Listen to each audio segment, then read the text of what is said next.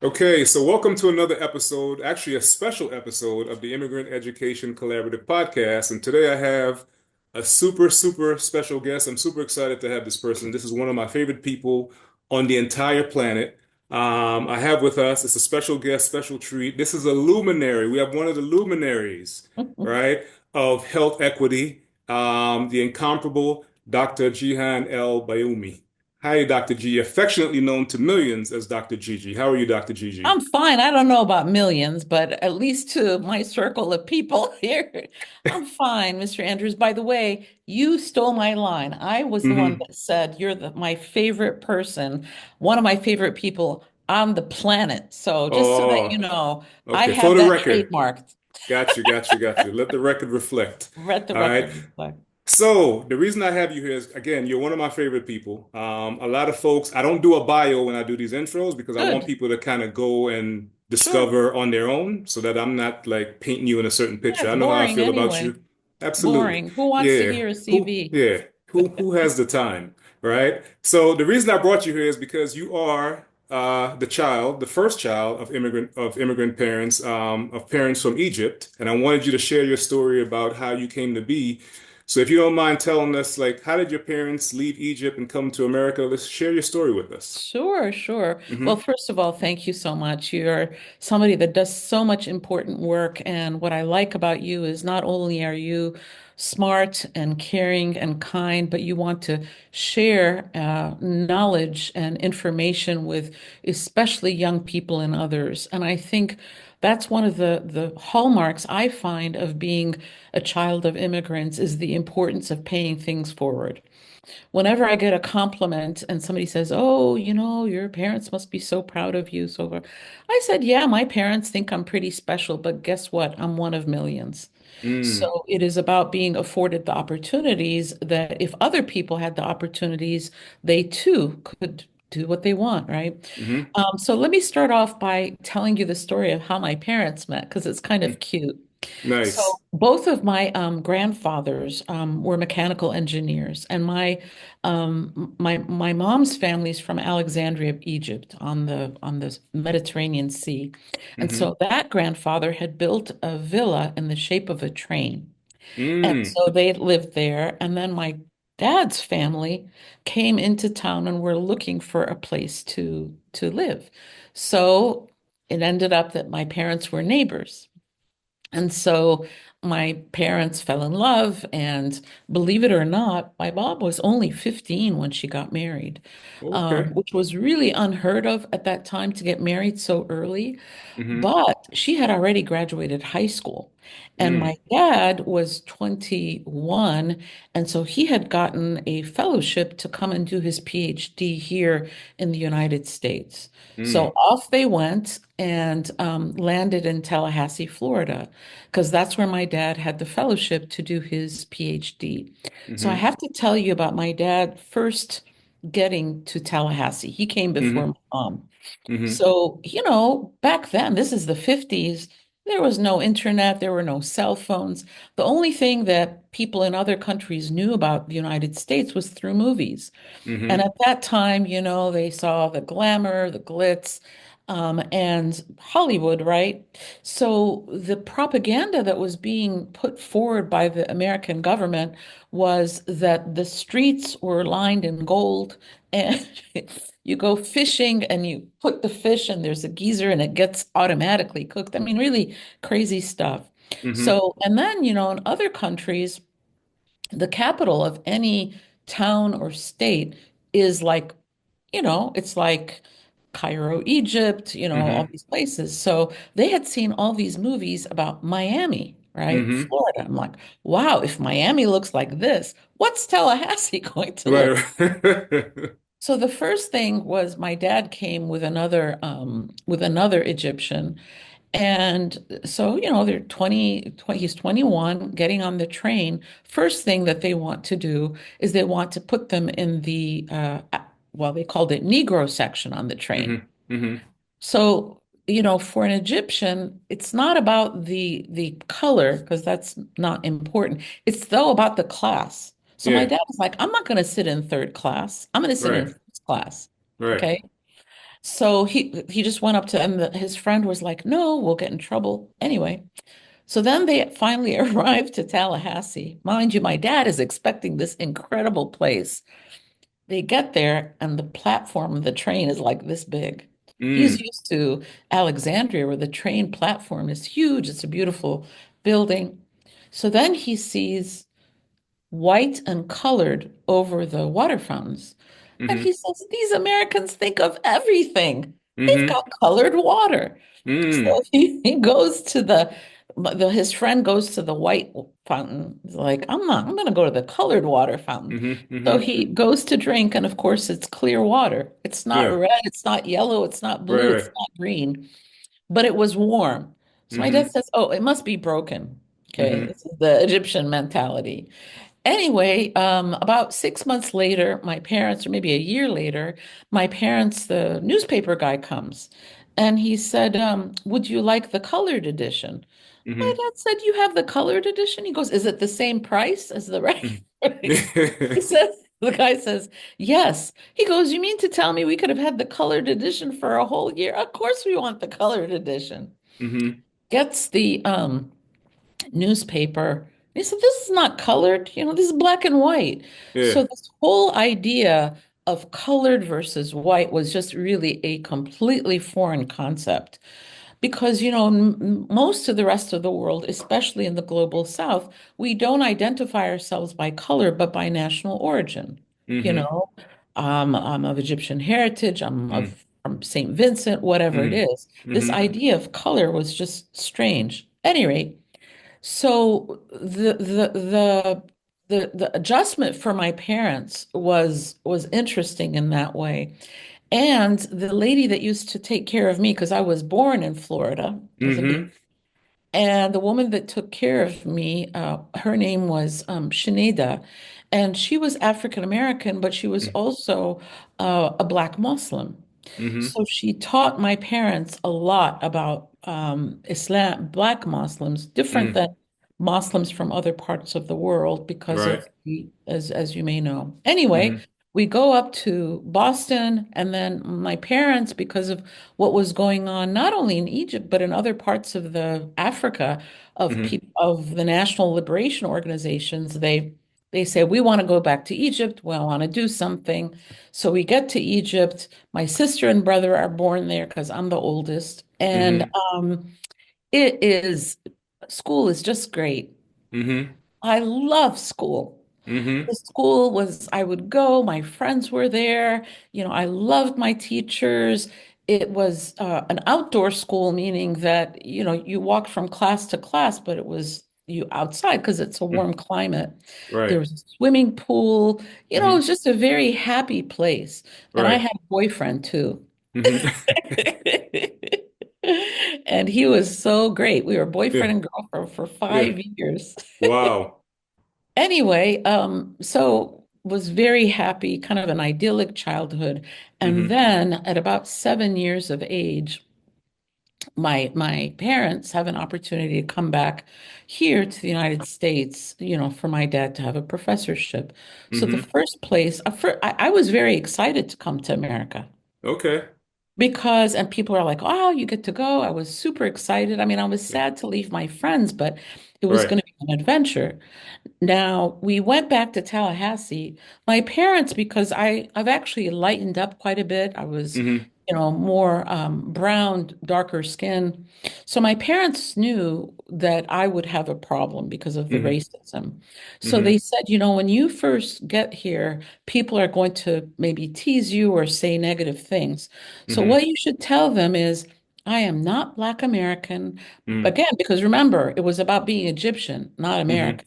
But Right. if I was, I would be very proud. Yeah. So the first thing that happens, I get to school and I get spit upon. Mm-hmm. People call me the N-word, Mm-hmm. dog excrement thrown at me. Oh So no. I come home and I tell my dad, I thought you said that it was going to be blah, blah. And so he goes, okay, drop the whole, I'm not Black American. Let's Yeah. just, I'm going to teach you how to defend yourself. Right. And so it was very different for me to be in the school Mm-hmm. because how they see, in many other countries, especially in the global South, they see you by how good you are in your grade. Mm-hmm. So I was used to always being in seat number one, which, by the Mm-hmm. way, I think is a really bad idea. Right, right, right. How do you put kids? Because what about the kid that's the last? I mean, it's Right. awful. Yeah. Who has So, bad vision and is in the last because they can't see. yes, exactly. Right. Well, Right. I'm glad I sat in the front because I couldn't Yeah. see. Right. But it was just not a good thing. So here, they put me in a place. Okay, fine. It's only later that I realized that there was one black child in every row, Mm. and I was one of those kids. Mm-hmm. So we get there, and the teachers, I'll never forget them. At the beginning, mind you, I went to an English school in Egypt. They Mm-hmm. talked to me like I was an idiot, Yeah. like I really was not smart, didn't know anything. And but what really struck me about being in school was just how racist the kids were. Mm-hmm. So there's a kid sitting in front of me. This is in third grade, mind you. Mm-hmm. And he said, "You live in mud huts, don't you?" Mm. I said, "In mud huts, Egyptians very kind of proud. Every people are proud, but we think the sun rises and Right. sets on us." Right. So he said, "Mud huts." I said, "We Yeah. live in places better than you do here." Mm-hmm. And so it just was, but then what began to emerge very, very quickly was the racism. And I will Mm-hmm. never forget, there was this beautiful girl, tall, her name was Terry, Mm-hmm. chocolate brown skin. She was always joking. But one day, Mrs. Robinson was in a bad mood. Mm-hmm. So back then, they would hit you with a paddle. Mm-hmm. Okay, you could get hit. Mm-hmm. So she was in a bad mood. She called up Terry to the front of the class, made her bend over in front of all of us, and then Mm. started to paddle her behind. Mm. Terry didn't say anything, and I saw one solitary tear go down her cheek. Mm. And, as a child, you are very sensitive to humiliation. Mm-hmm. And I felt so helpless that I couldn't say anything or do anything, right? And, some of the kids were snickering and stuff like that. And I just felt so bad that she was humiliated because she was a very lighthearted, fun girl. Mm-hmm. And I don't remember much else of that Mm. time or about Terry, but I definitely do remember that. Right, right. That And stuck then, with you. oh, of course, it really Mm-hmm. is like, how could anybody humiliate a child? I mean, I remember thinking this myself. Yeah, yeah. How could she be so mean? And the other thing about Mrs. Robinson, her daughter, Shirley, was in the Mm. class with us. Mm. I think that's a bit of a conflict of interest, but so Completely. Shirley, let me just turn off the, I don't know why it's doing that. Shirley was a brat and she had her little friends, Vicky and Ralph. It's like a Mm-hmm. little clique. You Right, know right, how these right. things stick with you. But I was friends with Carol, and Carol was a very quiet little girl. Mm-hmm. And, it kind of had, just, which was different because in Egypt, I was Miss Popularity, and all of a Mm-hmm. sudden I'm completely shut out. Right, right. So one day, the kid that told me you live in mud huts, was sitting, he was in front of me, and I had my fingers over the desk. And so Yeah. he on purpose goes back with his chair, and my Mm-hmm. fingers are caught. It really hurt. Yeah. So he got sent to the principal's office. Mm-hmm. He comes back and his face is bright red. He's got tears streaming down his face. He was hit with the belt. Mm. Now, I wanted him to get into trouble, but I didn't want him to get beaten. Right. And it was just so awful. So it's like you've been brought to another planet. Mm-hmm. You know, there was no punishment like that in Egypt. Mm-hmm. Nothing like that. Matter of fact, my sister, who's an artist, she's 3 years younger. She would walk out of her classroom in Egypt. So the Mm-hmm. teachers would come and get me to bring her back to the class. Mm. So that was kind of the attitude. Yeah. Anyway, when I was in fifth grade, we moved to Michigan, and guess what? 2 days after we arrive, a kid calls me the N-word again. Mm. So I go running to my dad. I said, I thought you said when we moved up north, this would Yeah. stop. Right, He right. said, who called you that? I said, Yeah. that kid over there. Yeah. So we go running after him. Yeah. And the kid goes into an apartment. We chase him into the apartment. And my dad says to his mom, how could you teach your kid to Hmm. hate? She said, it's not my kid, it's my son's friend. Yeah. But the point is that, I mean, thankfully that didn't happen again in Michigan, but that's where we grew up. And Hmm. so when I was in school, my people were the kids from the African diaspora. Hmm. I Hmm. always say I'm not a member of the African diaspora. I come directly from the continent. And, I Hmm. know that some people who come from the continent, are very uppity with our African American brothers and sisters, but I really identified, Hmm. and because of the way that I was raised, Yeah. and my parents are political activists, Right. that was part of my identity. Among others, we're not Hmm. Hmm. just one thing, we're multiple Right, things. right. So in school, I kind of got back on the path of, I always loved school, that never stopped. Hmm. But in Michigan, it was just lovely. Went to public Mm. schools, kids of all different kinds of backgrounds, started to take violin. Like a lot of Mm. doctors actually are the oldest and Mm. violin. Okay. And my cats, whenever I would practice, would start to howl. I don't know Yeah, if you yeah. know, but cats can howl like Oh dogs. yeah. Oh yeah. And so it was great growing up there. It really Yeah. was. In Michigan, we grew up on campus in Michigan State. Mm. So East Lansing at that Hmm. time, I'm now 65. So this Hmm. was back in the late 60s, a lot of activity on campus, being active against the apartheid system in South Africa, talking about Palestinian rights. That hasn't changed. Hmm. But really, it was a very rich kind of experience, as well as Nice. all kinds of cultural activities.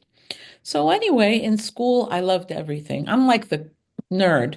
I'm like the Yeah. nerd. And I Yeah. love being a nerd because that means that I love learning about everything. So, Absolutely. so our school and our high school, we had really so many things. So I was very interested, still am interested in writing. So I got to be the news editor in our newspaper. Mm. So, I got to, actually, I interviewed the custodians were going on strike. So I Hmm. went and interviewed them and Right. said, why are you thinking about going on strike? What are the issues and so forth? Another time I had gone to Egypt for a semester. I was their special foreign correspondent. Mm. I loved my friends. It was a different time for kids in general. Hmm. There are lots of farms in East Lansing, and we would pack a lunch in the morning, go bike riding, and go to the horse farms, for Mm. example. We would go to the library. This was before cell phones, so it was much more relaxed, Yeah. much more relaxed, more, I don't know. I kind of feel sorry for kids these days because there's Yeah. so much that they don't get to enjoy. Anyway, so like you said at the beginning, I didn't know what I wanted to do. I was not one Hmm. of the kids, and my parents, they didn't tell me you have to be this or that. They're like, okay. Yeah. So then, because they were in East Lansing and they were on faculty there, and I should say this, dinner table conversation, we would talk about all kinds of things that happened, to Hmm. us. Hmm. Racist things, positive things, negative things. So Hmm. I'll tell you a story about my little brother. So my brother, he's a trip. He he's 6 years younger than I am. Hmm. So there's me, my sister's 3 years, my sister's an artist, Hmm. very talented artist, and my brother, who started off as an engineer and was a lawyer, is now an actor. Mm. Anyway, so he's in sixth grade. He is in band class. And, the teacher was late or whatever. So the kids were, making a lot of noise. And so the teacher comes in and he says to the percussion section, of which my brother and this other African American kid were in, get back in your cages. Mm. So after class, my brother goes up to him. He said, "Why did you say that?" Mm-hmm. He goes, "Well, I wasn't talking to you." Mm-hmm. Even though my brother, had an afro, he was talking, he made the distinction between Right, African right, right. Yeah, yeah. American. That wasn't meant for you. That wasn't meant Yeah. for you. So You're my you're brother, good. Carry on. yeah. So my brother said, "Is it because you're a racist pig?" Yeah. So the teacher grabs him and actually scratches him. Mm-hmm. And of course, my parents were like white on rice. They got to Yeah. the school immediately Mm-hmm. and, et cetera, et cetera. But it was always, we were taught that we had to speak up. Mm-hmm. It's just any kind of wrong that we saw, we had to Mm-hmm. speak up. And Yeah. I think that that's a little story, Mm-hmm. but it kind of reflects how we saw ourselves as Yeah. part of a community and that we're not going to just let bad things happen in front of us. Right, right. And turn a blind eye. So I would say that for us and how we were raised, balance was very important. Mm-hmm. So it wasn't only academics, because by the way, people think that I was a straight A student. I was not. I mean, I did well in high school. I, Right. I think I was pretty close to that, but in Yeah. college I wasn't. Yeah. Okay. And so there were other things that I enjoyed, right? So in school, we had in our on our public school, listen to Mm-hmm. this. We had field hockey, Mm-hmm. we had tennis, we had water polo. Can you believe that? Yeah. And that's in public schools at the time, Yeah. because that's Absolutely. the community had seen that public education was a priority. Right. And the kids that were in the school were of all different backgrounds. Some Mm-hmm. came from poor backgrounds, some came from, richer, and just immigrant, Mm-hmm. people, all kinds of backgrounds. We actually even had kids one kid was deaf, and we had kids that were developmentally delayed. Mm. There was this other girl, her name was Annie. And Annie, she was a thalidomide baby. I don't know if you know about the drug thalidomide. Thalidomide was given to pregnant women in the 60s to help them sleep at night. Or I think that's Mm. what it was for. But it Mm-hmm. turned out that it caused severe birth defects. Mm. So she was born with very short limbs, arms and legs. So Yeah. we would play with her because she Yeah. lived close by. But what was so great about our school, listen to this. She was one of the most popular kids in our school. Mm-hmm. So that just told you something about our school.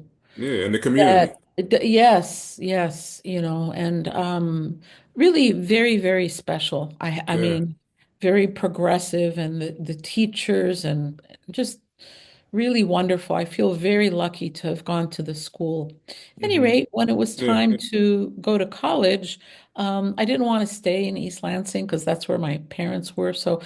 luckily, there was this other school about an hour away, Right. Right. Right. Right. University of What could this Michigan. school be? Yeah. I know. Yeah. So Yeah.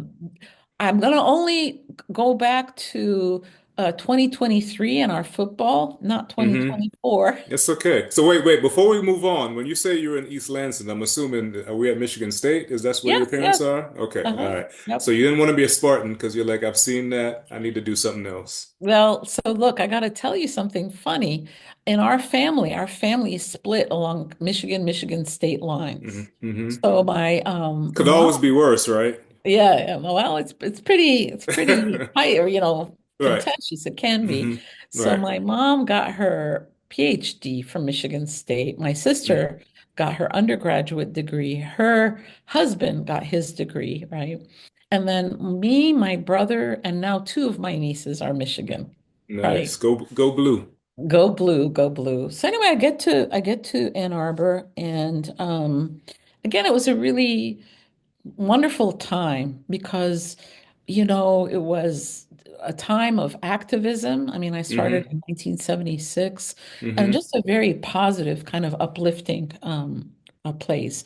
I don't Mm-hmm. know if you remember, but Michigan was the first school that the Supreme Court went after for affirmative action. Yep. Yep. Okay. So at any rate, So I'm in school and, I'm taking science classes. I was interested in science, took writing classes. Mm-hmm. And then as I'm kind of, going through the higher level science and math classes, I noticed that the people in the class were really boring. Mm.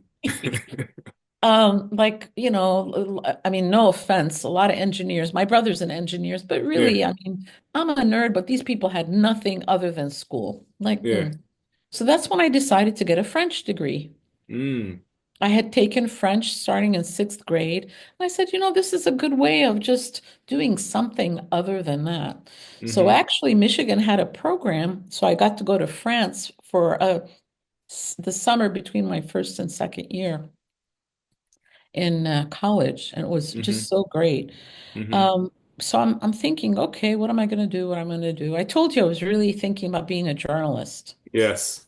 And I wanted to go into some kind of service. Mm-hmm. Service was something that was really stressed by my parents and Mm-hmm. grandparents for that matter, Right. is that, what is life about but to serve others and to make our world a better place, right? Mm-hmm. Money was, never something that was stressed. Um, and matter of fact, we would be very frugal during the year because we would save up so we could go to Mm-hmm. Egypt during the summertime. So we Yep. had that kind of experience of being in both worlds. Yeah. And what was interesting when we go to Egypt is that people would say, which do you like better, Egypt or America? Mm-hmm. I said, well, it depends. Some Yeah. things better here, some place. No, but you have to choose. I said, I want to choose. Yeah. So I think as a child of immigrants, sometimes you feel like you belong in two places, and Mm-hmm. sometimes you feel like you don't belong in either place. Absolutely. But the good thing I would say is that because of the discussions and how we were raised, it's like, I feel like I'm a citizen of the world. Why Mm-hmm. choose? Mm-hmm. Why choose? Absolutely. I'm a Washingtonian now, I'm a Mm-hmm. Mm-hmm. Michiganian, I'm Yeah. Egyptian, I'm American, Mm-hmm. all these Yeah. things. Yeah. So at any rate, uh, uh, I decided, what is it that I like? Mm-hmm.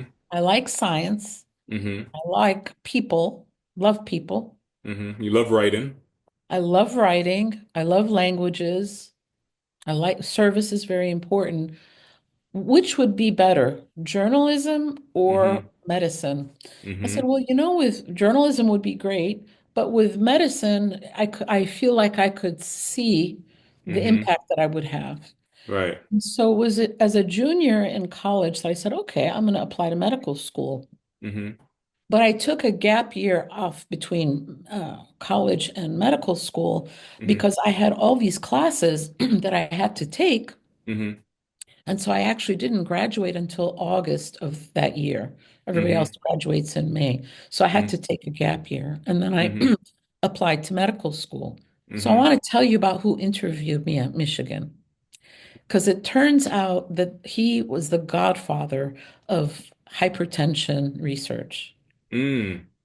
the late Dr. O.T. Randall, Oh, wow. Okay. who died a few years ago, but I had the honor of sitting with him at a Michigan alumni dinner and Mm-hmm. talking to him. Yeah. And what he did, he interviewed me, and actually he asked me about my identity as part of the interview. Mm. Mm-hmm. He said, how do you identify yourself? Wow. So we had a conversation about my identity. I Mm-hmm. said the same things that I'm telling you. Mm-hmm. That first of all, sadly, a lot of Egyptians identify themselves as white, which I do Mm-hmm. not. Mm-hmm. Because, in the Egyptian civilization, of course, Europeans want to claim that, Yep. right? Yep. Yep. But as I said, national identity and not skin color is how we identify, but we're African. Mm-hmm. We're African. I happen to be Muslim. We're Mm-hmm. Arab. We're Mm-hmm. human. We're all of Mm-hmm. those things, right? Absolutely. But I certainly did not identify myself as a WASP or part of white mainstream. Right. So I said, he said, what do you see yourself doing? And actually, you know what, Sir Derek? I pulled out my statement about why I Mm-hmm. want to go to medical school, and Uh-huh. I am proud to say that I said I wanted to work in communities Mm-hmm. that were underserved, Mm-hmm. where I could make a difference. Yeah. It was really good to see that what I wrote is actually Yeah. what I became. Yeah. You made good on that. Yes, I made good on that. Um, but the other thing that was wonderful about going to Michigan as a medical school, they had a really wonderful Black Students Association, which I was a Mm-hmm. part of. And just to Mm-hmm. show you how things changed. At that time, there were many more African American men, more men in medical school than women. Mm-hmm. Maybe there were 20% women, but Mm-hmm. there were at least 20 African American men in our class of 160. That's like Wow. unheard of now. Yeah, Now it's absolutely. about 4% Mm-hmm. of all medical schools are African American, and I think it's even less for African American young men. At Mm-hmm. any rate, but what was so important was to be in the hug of people who cared about how you did. So I Mm-hmm. want to tell you about Dr. Ralph Gibson. Tell me. Dr. Ralph Gibson was a pediatrician. He was very tall Mm-hmm. and with a smile from ear to ear. He was our mentor. Mm-hmm. So if we did well, if we didn't do well, he would call us into the office. Mm-hmm. Let's say we didn't do well. It's okay. What help do you need? Or if you did well, I'm so proud of you. Mm. Dr. Gibson has since passed on, but having that kind of mentor who sees you Mm-hmm. and says, I believe in you was Yeah, so important. absolutely. And we also had big brothers and big sisters that were Mm-hmm. assigned to us. Mm-hmm. So as a first year medical student, I was assigned a big sister. Her name is Dr. Gabby Virgo. I believe she's a pediatrician. Okay. And she was wonderful. I mean, Mm-hmm. she is just another person to put you in the hug. Mm-hmm. But that didn't mean that medical school was easy. Mm-hmm. I'm not talking about medical school. Of course, medical school is hard and all that. But I'm Mm-hmm. talking about some of the stuff that students do to each other, Right. that competition. I can think of one person. She just would just want to put me down in front of the professors Mm-hmm. and that kind of competition. So I'll Yeah. give you one little story. Tell So me. it was pediatrics. So we had to do well clinically, but then we would Mm-hmm. have to take an exam and do well. So I'm sitting in the law library of the at Michigan, beautiful library. I'm sitting there studying, and this guy, a student, comes up from my left side, and he says, "Wrong book. Mind you, our Mm-hmm. exam is tomorrow." Right. And so I didn't go. I said, "Well, what's the right book?" He said, "Such and such." I said, "Oh, I've already read that." Yeah. And he goes, "What? What are you reading? What are you doing?" Blah, blah. So I Yeah. go, Yeah. "Okay, fine." So this was when we were third year medical students. As a fourth year medical student, fast forward, more confident. So we were both doing a rotation together, more relaxed. And so we're walking. I said, "Oh, Bob, by the way, whatever happened in the exam?" He goes, "Oh, I was so close. I was 15 points off, but they wouldn't give it to me." I Yeah. said, "Oh," kept walking, kept walking. And Yeah. he goes, "And what about you?" I said, Yeah. "Oh, I got honors." But Yeah. the sad thing was how he looked at me shifted. Right. All of a sudden, I became somebody that he could respect. Mm-hmm. But he tried to psych me out, Mm-hmm. right? Before that, yeah. Right. So and then I'll stop and we can talk some more. But I Mm-hmm. say these pieces about these experiences because Mm-hmm. it's hard enough with the academic, Mm-hmm. aspects of it. Yeah. But when you have these other things that are going along, so I'll tell you Yeah. another thing. I forgot Yeah. about. I started the pediatric rotation. Mm-hmm. I go by Gigi. And Mm-hmm. so the faculty member says, "What's your name?" I said, "Gigi." He Mm-hmm. went on and on about my name and how it was a musical. It was really embarrassing. Yeah. And then he looks at my name. He goes, "But that's not what it says there. Mm-hmm. What kind of a name is that?" Mm. I said it's Egyptian. For the rest of the month, he did not speak to me. Do we know why? Yeah, Yeah. we do know why. He Uh-huh. just, that Yeah. was not pleasing to him. Yeah. He'd rather not. The second time this happened, I was doing a surgery rotation. Same thing. The attending Mm-hmm. asked me, and so I, say the same thing, and he goes, "But that's not what it says. Mm-hmm. What kind of a name is that?" Mm. I said it's Egyptian. He goes, "Oh, I went to Egypt one time. He was white South African at the time, apartheid, but they wouldn't let us off the plane Yeah, yeah, yeah. because at the time, Gamal Abdel Nasser was a part of the non-aligned movement and actually supported Nelson Mandela. Mm-hmm. So, there were always that. And Yeah. then, of course, when I became a doctor, and I was doing my residency here in DC, some patients would say, "What kind of a name is that?" The Mm-hmm. ones that were a little bit more sophisticated, they would say, "Where did you go to medical school?" Mm-hmm. To see if I was an international medical graduate. So you Right, would right. see them, and then I would say Michigan, and all of a sudden it's like, "Oh, Yeah. oh, that Yeah. shift." All of a sudden I became legitimate. Right, right. And then, of course, as a resident, when I was younger and so forth. I remember one time I was a faculty member. I'm leading a team in to see a patient, and the patient says, "Oh, and there comes transport now," meaning me, that I was going to Not that there's anything wrong with that, but Right, the right. assumption is that I'm not a doctor, right? Right, right. So these kinds of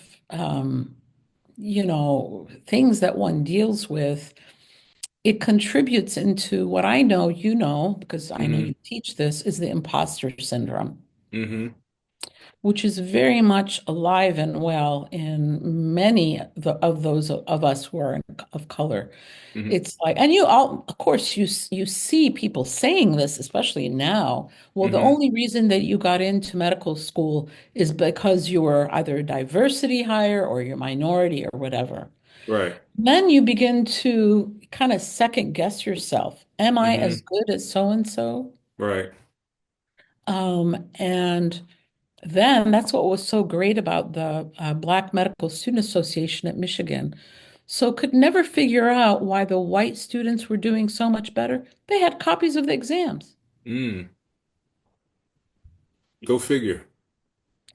So, but the emotional or the psychological becomes really an important part of what you're dealing with. Mm-hmm. And so now, as somebody who mentors others, I said, look, that's normal for you to see that, to Yeah. feel that. Nobody knows everything. I Mm-hmm. certainly don't. Mm-hmm. I know the more that I learn, the less that I know, right? Because you Mm. realize, oh my God, there's so much to know. Absolutely. And one of the best things to say is I don't know. Yep. Because I told you I'm a nerd, so I want to find out. Mm-hmm. But yeah, as I'm talking to you here, it's like, yeah, one went through a lot. But Yeah. the thing that I think is so important is that community. Mm-hmm. So let me tell you who the community also consists of. Tell me. It consists of the people that I work with, of Mm-hmm. patients, Mm-hmm. and the non-physician staff, actually, staff Mm-hmm. who I would say are more welcoming and, more loving sometimes than other physicians, even if they're of the same background. Because sometimes there can be that jealousy too. Oh, Mm. you think Oops. you're blah, blah, blah. But the staff and the love that I feel and from my patients, Mm-hmm. Yeah. is so important. So, people come back to what I said at the beginning, when somebody said, "Oh, your parents must be so proud of you." Mm-hmm. Yeah, they are, but I'm one Yeah. of millions. Absolutely. So that's my Absolutely. story, and I'm sticking to it. And you're sticking to it. Listen, I love the story, right? Because I've known you for a while. And we talk a lot, but I didn't know, like, I know there's a lot of, like just rich history wrapped in there, right? But it was good for you to, so I appreciate you sharing, these stories, man, these personal stories, because then it lets me see, even though I knew this already, but it lets me see kind of like how all these experiences really shaped you into the person that you are, right? And why you're so involved in that giving back and serving with such humility. You know what I mean? Because it's just the life that you've lived, right? It's the life that your family's lived. It's the community that you've been a part of. It's the love that you've had poured into you, the support that you've had, that you've appreciated, and you've tried to, just replicate what's been done to you to others, right? So how does that make you feel? Right? Like you're going through, because as you're telling me the story, you're telling me about Tallahassee, you're telling me about East Lansing, you're telling me about when you get to Ann Arbor, you're telling me when you get to DC, but you're living your life, but it's also like history is happening at the same time. So one of the things that I'm curious about is as you were going through, just living your life in America, going back and forth to Egypt, like history is being made all around you. You know what I mean? So like when you turn the news on and you're seeing all these events that we now see in textbooks, like even though you're in a really loving, wonderful community, you're still seeing stuff, you know what I mean, Yeah, that yeah. triggers you. So let me tell you what was very important in our family was the Hmm. struggle to end apartheid. Hmm. So my parents were part of a group called the Peace Center at Michigan State. Hmm. And so we actually, the Peace Center, helped make Michigan State the first large university to divest from South African apartheid, right? And Nice. so we were constantly going to talks, that kind of stuff. I could tell you the name of every African liberation movement Hmm. Hmm. Hmm. from, Burkina Faso to, of course, Zimbabwe. And Hmm. actually, Zimbabwe, there was Mugabe, but there was another guy, Joshua Nkomo, who Hmm. I loved. So when I was in college, he came and visited our house in East Hmm. Lansing. Nice. My parents didn't tell me till a few years ago. I'm like, why Right. didn't they tell me? Yeah, yeah. So that was something. I think the most impactful thing, though, was when I came to DC, because Hmm. I came right at the beginning of the AIDS epidemic. Hmm. And so you have to understand that then we didn't even have a name for AIDS, Hmm. but we saw people dying. Like it was a Hmm. 1 year, 100% people died. Yeah. And so I come to DC and I remember the first patient that I took care of who had AIDS. He said, are you going to draw my blood? I said, yeah. He goes, I'm dying of AIDS. I said, that's okay. And I touched him, which seems like no big deal now, but Hmm. people would, many families would excommunicate their family members with AIDS. Absolutely. There are Absolutely. doctors and dentists that refused, right? Hmm. So coming to take care of them. So coming from East Lansing and Ann Arbor, I was not really, it's a different time. So Hmm. LGBTQ plus, didn't know about that. And specifically, sort of the gay culture, I was not very familiar with. And at the time, the people that were really dying of AIDS at that time were, at least in DC, were mostly gay men. But Hmm. just so that you know how racism goes into everything, when I was a medical student and we still didn't know what AIDS was, we just could see the different infections. They Hmm. said that the way you remember who has this illness is the 4-H club: homosexuals, Hmm. Asians, Hmm. heroin users, and Hmm. hemophiliacs. And Mm. actually, Reagan would forbid people who were HIV from coming to the United States, Wow. just to show you that everything old is new again, right? Absolutely. So because I really didn't know a lot about the gay community, I had to really educate myself. My patients taught me a lot.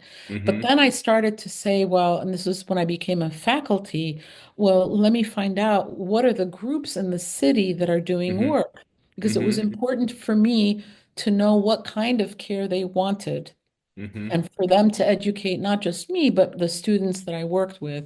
So that's how I, began to learn about Whitman Walker Health and the work that they do. I Hmm. was I was always taught to look at what's already happening in the community. Hmm. So that was just, you said history being made. I mean, Yeah. to me, to see that HIV now is a chronic disease with the same life expectancy with somebody that doesn't have it is Hmm. amazing. For the Yeah. longest time, Mr. Derek, I would Mm-hmm. carry around, I still do, the Mm-hmm. names of the people that I had to pronounce. Mm-hmm. Know, and sometimes I was the only person in the room when they Yeah. died, you Yeah. know, just all kinds of difficult stories, but it was Yeah. always important that, we had the humanity when we're Mm-hmm. taking care of patients. And it's only a few years ago, I asked my parents, were you ever worried, when I was taking care of patients? They said, we were scared stiff. I said, but you never said anything. They said, Yeah. well, you're a doctor. You Yeah. can't pick and choose who you take care of. Mm-hmm. Thought that was really Yeah, interesting. man. That's really awesome. So Yeah. yeah, I So did here, see history being made. yeah, absolutely. And you're making history. So let me ask you this. So with everything that you've been through, right? And the work that you do, like what keeps you motivated and what do you like best about what you do? Like what's the thing where you're like, man, I can't get enough of this in what you do. I can't get enough of meeting and working with people like you. Mm-hmm. I always say that I love human beings. I'm a fan of man, a fan of Mm-hmm. Mm-hmm. woman. I Mm-hmm. might not like every human being or every Right, right, patient, but I right. have a love for human beings. I'll tell you, I think you know this. I had breast cancer about 20 years ago Mm-hmm. and went through a divorce. It was just a very tough time for me. Mm-hmm. And when you get depressed, you feel sad and all that. But the thing that would always make me feel better was when I would go to work Mm. and see patients. And you know why? Because when you look outside of yourself and you're serving others, that Mm-hmm. takes, how boring to be focused on yourself. Yeah, And yeah. actually, I think about that in regards to young people today. Mm-hmm. And it's tough for young people. I mean, the Yeah. social media, what's happening in our country, what's happening in our world. But that's why I think it's so important to focus outside. I think Mm-hmm. too much of this because of this and social Yeah. media and everything is me, me, me. Mm-hmm. But I think what makes me happy is to be able to meet other people who are like-minded, who want to Yeah. serve. I mean, Yeah. and learning something new every day, meeting Yeah. somebody new, Yeah. learning. Yeah. Yeah, I would say Yeah. that. Yeah, man. And so what I would say to you is this, right? Like one of the things that I like to do is to the people that I admire, one of the things I admire about them is that I'm so comforted that they're in the roles that they're in, right? And you're one of those people, right? So my question for you is, what are you excited about in terms of the young people that you're working with who sort of are, you've kind of paved the road for them and they're coming behind you? Like, what are some of those things that you're excited? And you look back at them and you're like, man, that's a firebrand that reminds me of me that's coming. Like, Well, I don't talk to know us if they about that. remind me of me because they're so much smarter and so much more active. Oh, But stop it. I no, but I think because remember back when I was like growing up, we didn't have all these opportunities of Hmm. volunteering and so forth. So what really I'm impressed by with young people is their knowledge and Hmm. their ability to use whether it's social media to get educated and Hmm. just, their commitment. A lot of Hmm. young people are very committed to improving our world, whether Hmm. it's at the local, national, or international level. Yeah. I think that they work hard. I would Hmm. say they're much more sophisticated than I was Yeah. growing. But what I feel like is missing, though, for them, which I feel really bad about, is sometimes they feel isolated. Mm. And I wish that they would know that they're not alone. That even though, they may feel that like they're the only person going through, we've all gone through something Yeah. difficult. Yeah. And that there are a lot of people who love them and want their success. Hmm. So whenever I'm working with a student or, a young person, I say, "Oh, what can I do for you?" I said, "Nothing." "Well, I don't Hmm. know how to pay you back." I said, "You can never pay me back because Yeah. that's not how the flow goes. What you do Exactly. is you pay that forward. Hmm. You work with somebody else because it's Hmm. like saying to your parents, "What can I do for you?" You can't Hmm. because that's what their responsibility is, but you Yeah. can pour it to other people. So let me ask you this. Can you talk a little bit about how, you got into medicine, right? And as you built this career in medicine that, you're well known and well respected for, how has, like your entry point in terms of the work that you do and the work that you sort of gained a greater passion for, how has that evolved, right? Because I know you're like I said earlier, you're a luminary when it comes to health equity, right? So talk a little bit about, like the things that you're really passionate about advocating for, and sort of how that trajectory took place. Within my academic career, medical education was is a passion for me. Mm-hmm. And I think, like I was telling you, when we were trying to educate, let's say, medical students about AIDS, it was really important that I got the voice of people from the community that were impacted to kind Mm-hmm. of be the ones to teach about Mm-hmm. some of these issues that we were kind of clueless about as doctors. And so it was really kind of organic that Mm-hmm. I got to learn what was happening in DC, what some of the issues were. So when I first came to DC, I chose to come here because it was Chocolate City, Mm-hmm. 87% African American. Mm-hmm. Now I think that number is 46%.